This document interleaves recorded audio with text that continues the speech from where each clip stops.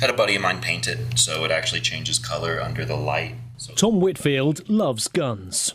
He custom-built this $6,000 AR-15, one of the 13 guns he owns. He says sales at his store, Gun Shop Las Vegas, have increased 50% in the last 2 years. Americans are getting armed. Initially jumping during the pandemic, then rising even higher under the new Democrat-led government. And he says it comes down to one thing: fear.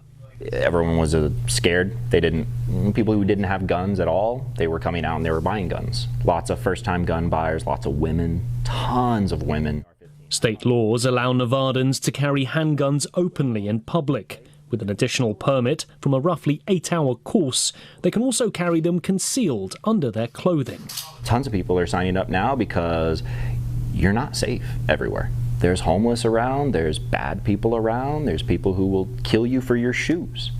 They want to be able to defend themselves. They're starting to realize this. They're tired of just being stepped on, and you're starting to see a lot of people stand up. I'll make sure we always have the right to protect ourselves and our families. Because without gun rights, before long, you have no rights. It's a common theme from Republicans running in this election, the suggestion Americans could lose their gun rights under the Democrats, tied to the message that crime has flourished under the Biden administration. That's exactly how photographer Nicole Cloud feels. She's just started gun training classes as she feels unsafe under Democratic leadership. I think we need Trump back. I think that the Democrats are destroying things. I have a lot of friends that are Democrat that are switching their party affiliation to Republican because they don't line up with Democrat anymore. This past year has seen multiple high-profile mass shootings. 7 killed at a July 4th parade in Highland Park, Illinois.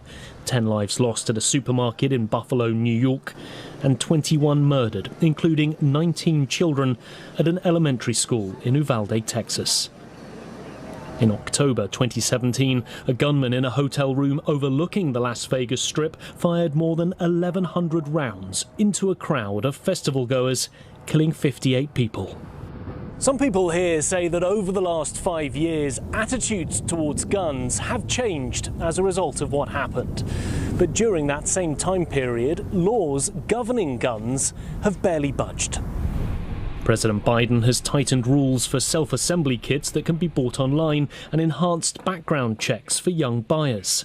And while the president wants to ban assault weapons, he hasn't suggested banning all firearms.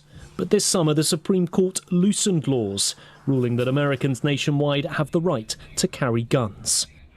That's little comfort for the families of those who lost their lives here 5 years ago.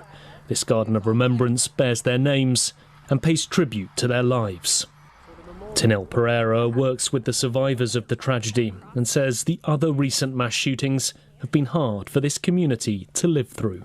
It can bring out what they felt from that night. It can be very overwhelming and triggering, but, it also brings up a lot of mixed emotions because we understand what it's like to be there, and we know the long road that they're going to be traveling.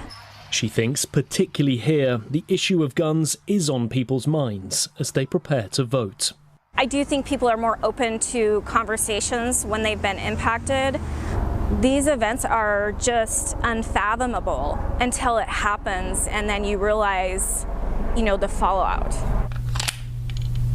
Fear of crime or painful reminders of gun violence, inescapable issues for many Americans this midterm election.